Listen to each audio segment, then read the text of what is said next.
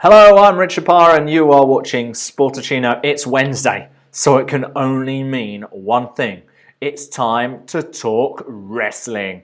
WWE and Jinder Mahal is your new #1 contender for the WWE World Heavyweight Championship. We're going to be talking about that, plus everything which happened on Monday Night Raw, including the ring exploding between The Big Show and Braun Strowman. We're going to get some expert opinion and thoughts from SportBible writer Ryan Sidle. He returns to the program. I know we've all really enjoyed his thoughts before, and he is back. If you've got any comments you want to make about everything that's going on in the world of wrestling right now, get involved on the comment section on the Facebook page and on YouTube. Plus, we're also live here on Periscope, so get involved, people. This is as much your show as it is mine. So I'd love to get your thoughts on everything related to WWE and the world of wrestling. Before we get into all of that, I want to tell you about Hootsuite. Hootsuite is a really cool app that we use here at Sportuccino to help schedule our tweets so you know way in advance what's coming up and so you can continue to communicate with us here at Sportuccino. What it does is it allows you to schedule your tweets, your Facebook posts, your Instagram posts, so you're not on your phone 24/7, tap, tap, tap away, not seeing what else is going on around the rest of the world. Instead, you could do, say, a week's worth in an hour or 45 minutes or even less, depending how active you are on social media. So you can put a whole load of tweets around what you love to talk about. Go and check it out, Hootsuite. I've got a link to it on our Facebook page and on our YouTube page. And of course, if you click through the link and you end up using their service, you'll also be supporting Sportuccino. So guess what? Thank you in advance. I really appreciate your support. So let's get to it. Let's get to the chat about everything to do with wrestling and WWE. And I'm delighted to say, joining me once again on the program is Ryan Sidle from SportBible. Ryan, how is your Wednesday going today? It's going pretty well, thank you very much, Richard. How about yours? It's going excellent now. You were on the program and we get to talk about Jinder Mahal. Did you ever think that you'd come on Sportuccino and the headline story, the top thing that you'd end up talking about is the fact that Jinder Mahal is the #1 contender for the WWE World Heavyweight Championship, right? I don't think I would have ever been discussing Jinder Mahal being the #1 contender for the WWE Championship with anyone ever. And yeah, even with the weirdest fantasy booking possible. No, just never. So, what do you think is the thoughts behind this, and do you like this idea? I find it a weird idea, so I can't say I like the idea. I think the thoughts behind it, I'm more and more leaning towards the fact that maybe Orton is set for quite a long reign before the next person, whoever it is, the next big guy is ready. A bit like when JBL held the title for a year, and then Cena won the title off him and became, the huge star that we know him as today. And I wonder if they're prepping Orton for something like that, and they're going to need a run of contenders, and some of them are going to be a bit rubbish, and some of them are going to be really good feuds, and sometimes you need someone to fight, and so Mahal is the guy that they're giving. I mean, that's what I hope. I can't imagine he's getting a huge push, but who knows? Yeah, it reminds me of the time when when Ron Killings became the #1 contender and fought John Cena. I think it was a Great American Bash. I think we're going back a while ago. And in the end, he actually did quite well out of that feud because he ended up teaming with The Miz in that tag team. But it looks like he is going to be fodder to Randy Orton, and of course they're going to push him. But I think, you know what, Ryan? When people get put into these positions, it's now down to them to kind of take the ball and see if they can run with it. If you look at someone like Alexa Bliss, in my opinion, when they put her up against Becky Lynch, I think the initial idea was to make her fodder for Becky Lynch. That was the impression I got. And in the end, I think they were so impressed with her work that they actually went, you know what, you can have a bit of a reign here. Do we see anything like that with Jinder, or is it definitely just fodder for Randy Orton? I mean, like you say, anything's possible. You give someone, as you rightly put, if you give someone the ball and they run with it and they can do brilliant things, then there's no reason why Jinder can't go on and do something brilliant.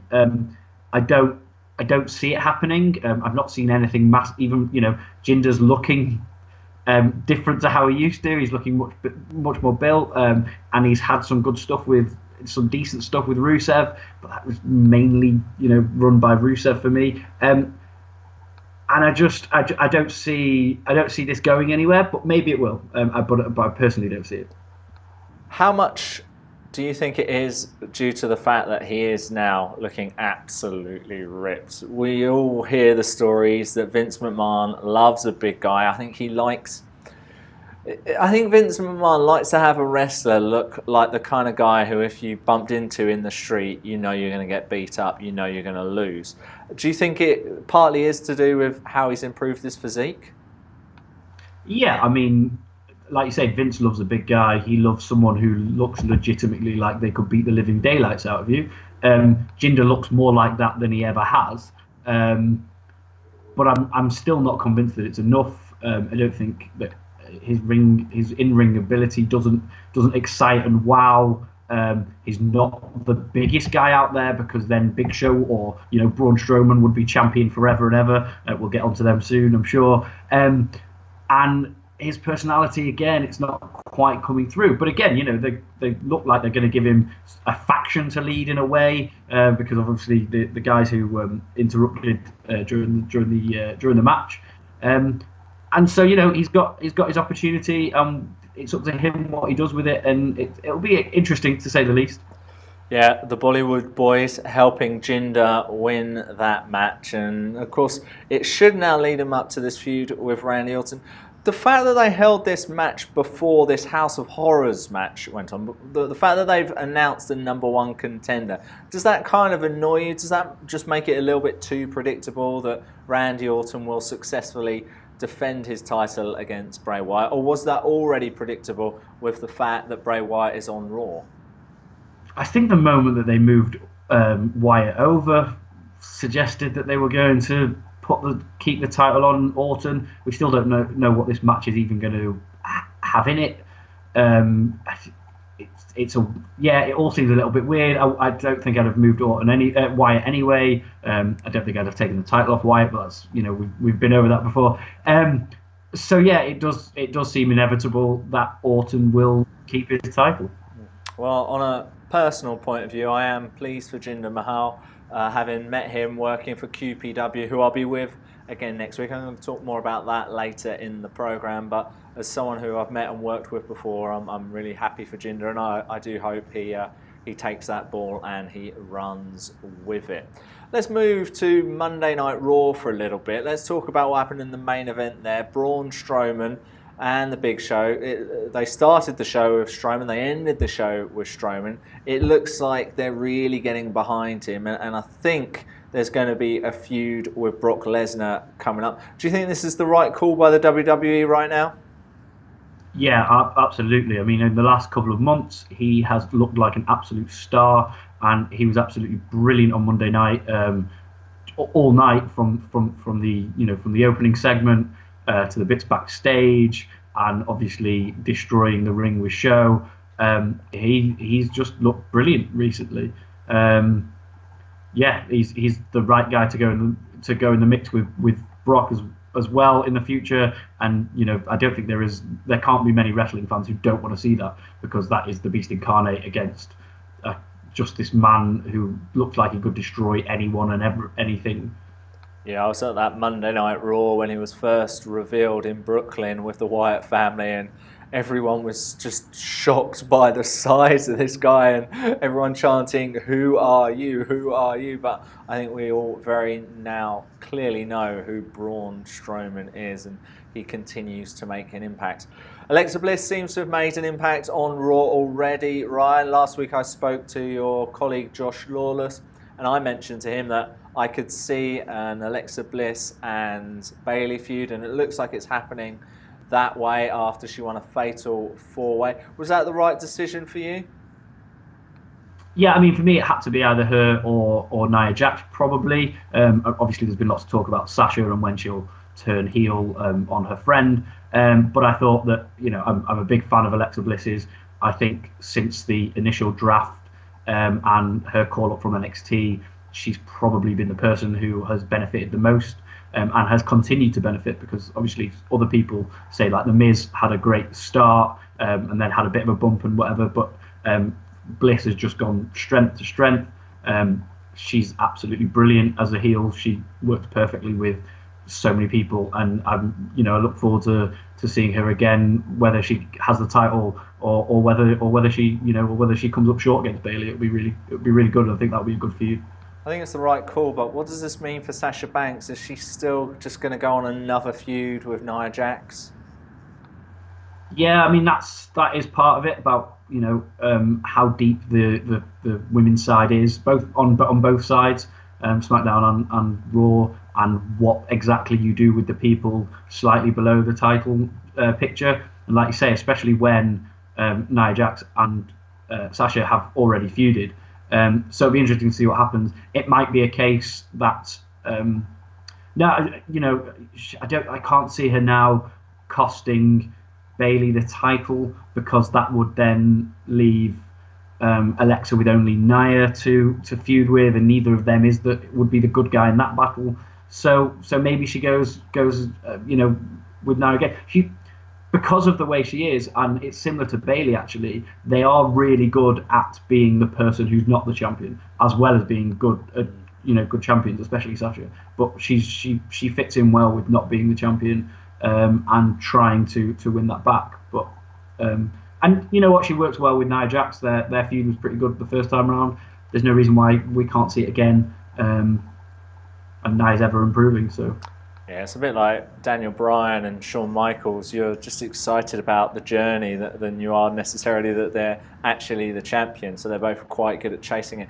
I kind of wondered whether maybe it should have been Sasha Banks going over to SmackDown. Instead, it was Charlotte Flair, and already she looks like the queen that she is. I think she's an absolute star, and already she's going to be in a program with Naomi for the SmackDown Women's title.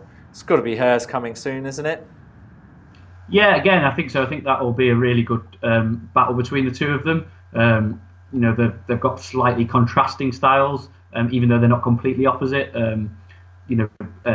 Naomi's probably different to probably most of the other women in there. She does something slightly different to everyone. Charlotte does something slightly different to everyone. It'll be a really good matchup. The worry with Charlotte is, not that they push her too much, because she's great and she deserves it, is hopefully they don't do the whole flip-flop thing again that they did on Raw, turn that title into a bit of a hot potato, and just almost seem desperate to speed her up to get to that point where she's at, the magic 16 world titles along with Rick, obviously. So hopefully it won't be against her beating Naomi and going on a long run, for example. I just hope they don't flip-flop the title again. Yeah, what's Charlotte on now? 5 already? It's something like that, and that whole horrible run of never losing on a pay-per-view, which is obviously gone now. So hopefully that could be a really great feud, and they could book that really well. Yeah, I was surprised they didn't have that run end at WrestleMania. I think Bayley winning at WrestleMania would have been a little bit better than it was her winning on the pay-per-view before. What do you think? Yeah, absolutely. It seemed very much like a waste of that, that cliched WrestleMania moment. Bayley defending the title was very nice at WrestleMania, and it was good, but it's not the same as someone winning the title for the very first time at WrestleMania. All right, really good to get your thoughts so far, Ryan. Just stay there. We're going to talk more about what happened on Raw and SmackDown this week, and a few other little bits of wrestling news in just a few moments. But you may notice that Ryan isn't afraid to share his opinions, just like some of the other great guests we've had on Sportuccino in, the last 6 months since we've been on the air. And we do cover a whole range of different sports. On a Monday, we talk about everything which has happened over the weekend. On a Tuesday, we try and give you all of the best health and fitness tips from amazing personal trainers, nutritionists, and other health professionals. Wednesdays, we get great people like Ryan talking about everything about wrestling and WWE, and we've got some great guests coming up as well. On Thursdays, we look at the industry of sports, everything related to the business of it, tech, media, rights, you name it, we cover it. And on a Friday, we look ahead to the big weekend in sports. And when we have our guests on, they aren't afraid to share their opinions. Have a look at some of our previous guests when their tempers flare. I think it's an absolutely ridiculous decision. This Leicester team are in relegation trouble at the moment. Serious problems they've got. Oh, they're a mess, Scotland. I just think it's mental from fans to bring firecrackers in the first place. It's not a freaking bonfire night. It's not the 4th of July. Grow up. Clattenburg is the best referee in the world. That Tony Bellew nonsense. I don't blame him for doing what he did. I don't blame him for disobeying team orders. I think it's madness. Rooney is the more natural-born leader. The performance wasn't really good enough from PSG. Both teams have to win just to kind of get a little bit of pride back. I don't think Jansen's up to it. It's the same North London, bottling attitude. They looked like a side who would concede goals. Now they don't. Grow up, people. Grow up. Pathetic. Yeah, all of those videos are on our YouTube page. Go and check back the whole back catalogue of everything we've done on Sportuccino, and please go and subscribe to those pages. Well, Ryan, as you can see, is still with me here on Sportuccino. In fact, you're wearing a bit of wrestling gear today, aren't you, Ryan? I am, yes. Well, what do you got on? Got Noam Dar jumper on and a Progress Wrestling t-shirt on. Fantastic. Now, you were telling me before we went on the air that you're a Progress season ticket holder. Now, for someone like me who's never seen a Progress show, what exactly am I missing out on? You know what? It's the best promotion I've seen. I've been to ICW. I love ICW. Been to lots of WWE events. Obviously, I love that. But Progress is just top. The atmosphere is great. The wrestling's incredible. It's not storyline heavy, but it's not massively storyline heavy. But it's got some great storylines in there as well. The stuff that British Strong Style are doing in there is amazing. It's just and the wrestling's just the best wrestling around. Now, I learned a lot about some of the Progress stars when there was the WWE UK Championship, which I was lucky enough to go to up in Blackpool back in January. An amazing event. Got to see some of the great stars from Progress there. Out of the ones who weren't on that show, who are the wrestlers we should be looking out for in Progress to really become big names in the future? So the wrestlers that weren't there, I mean, so they've had one of the WXW guys from Ring Camp, Axel Dieter Jr. has been in a lot recently, and he, I believe, has just signed for NXT. So he's certainly someone to look out for. Mark Haskins is one of my favourite wrestlers. TK Cooper and Travis Banks as well, the South Pacific Power Trip along with Dahlia Black. They are absolutely brilliant. It's actually TK Cooper's and Dahlia Black's last show in England for a while because their visas run out. So this Sunday, and they're an incredible tag team, and they're both brilliant separately as well. Banks is everywhere you look in the British scene. Travis Banks is there. He's fantastic. Mark Haskins, I mentioned. Jimmy Havoc is incredible as well. And obviously they had Will Ospreay, who a lot of people will know from other places. There's too many to mention. I'd probably forget some people. There's Marty Skrull is another one who just comes to mind. Like I say, there's a lot to mention. I'll inevitably have forgotten some very obvious ones. And what about the best match you've seen from Progress? Do you remember that? I've mentioned them already. So the tag team Ring Camp, which is Axel Dieter Jr. and Volta versus Travis Cooper and TJ Banks, the South Pacific Power Trip. Just an incredible match. That's probably the best I've seen there. Superb. Yeah, the UK scene is very, very strong right now. You've also got WCPW going really hot as well. Some really good shows. Rev Pro. There's really good wrestling events across the UK right now. So please go and check them out and continue to support British wrestling. All right, let's continue to talk about American wrestling. Talking about Monday Night Raw and Smackdown and everything going along with that at the moment. Kevin Owens is the United States champion. He will be defending his title at Payback against Chris Jericho. Lots of rumours that Jericho's going to take a break after this and do some touring with Fozzy. Of course, Jericho's on Raw. Owens is on SmackDown, so a little bit like Wyatt against Orton, it's got the feeling that Owens is going to win no matter what. But how surprised were you by Monday Night Raw that Samoa Joe won against Chris Jericho quite so cleanly? Yeah, it's a bit strange. No antics going on. I mean, I guess in a way, like say Jericho's off soon, or reportedly off soon, so kind of makes sense. In a way, building Joe even stronger because he's not missed a step really, has he? He looks really strong, Joe, and rightly so. He's a beast.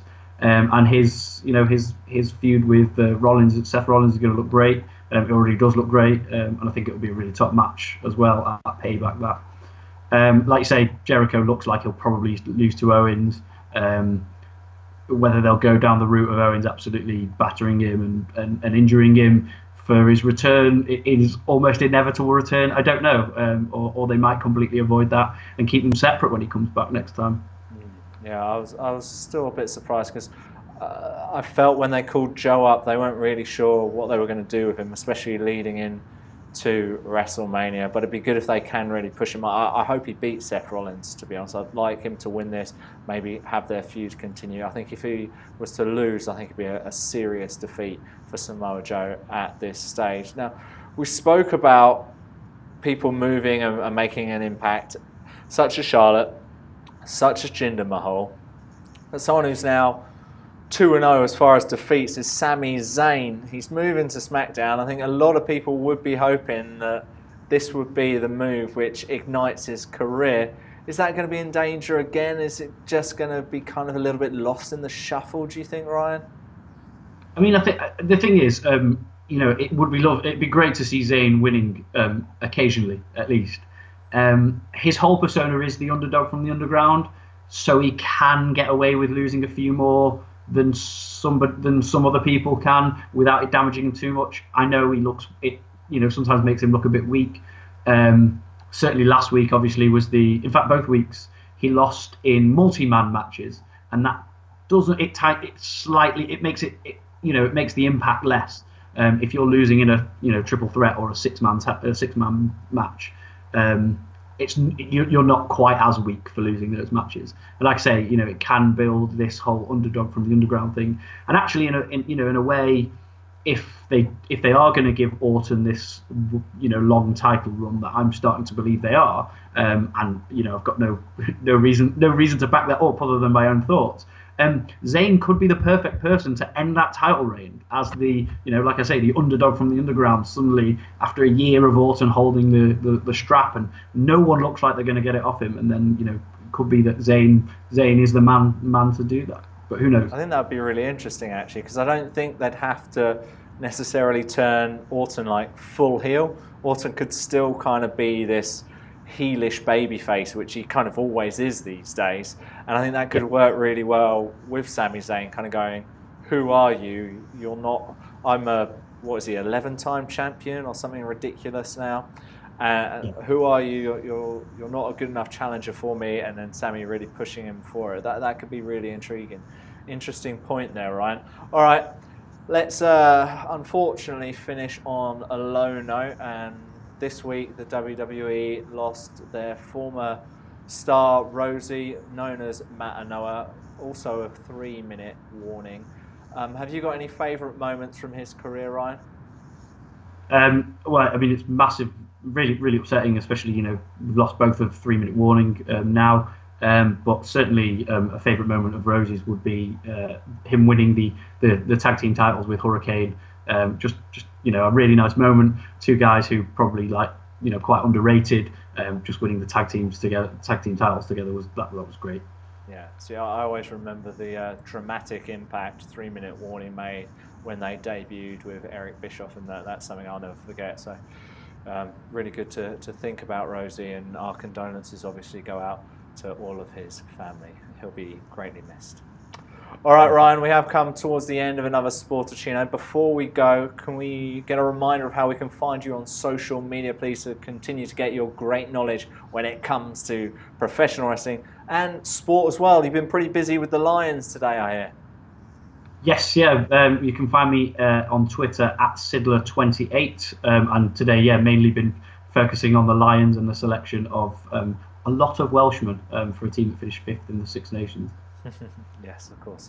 England winning that again. Well, Ryan, it's been really good to get your thoughts on today's Sportuccino. Thank you so much for your time.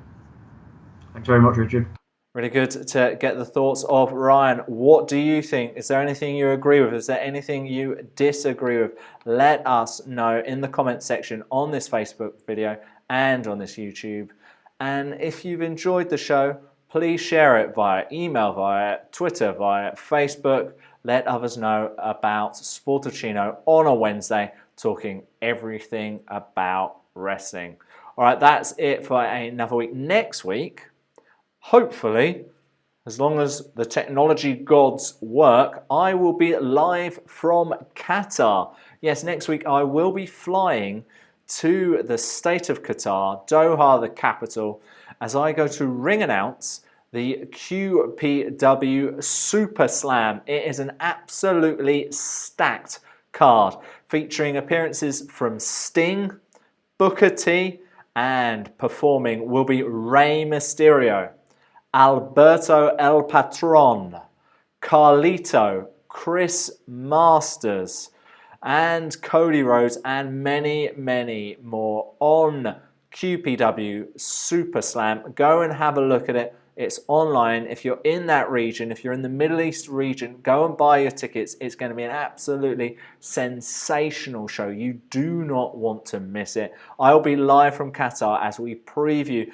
that massive event, and we'll be discussing everything else going on in the world of wrestling. Check us out. We'll be live, hopefully, fingers crossed, if the technology works. We'll be live at 3 p.m. British Standard Time. That'll be 5 p.m. in Qatar, that's 10 a.m. Eastern and 7 a.m. Pacific. You do not want to miss that.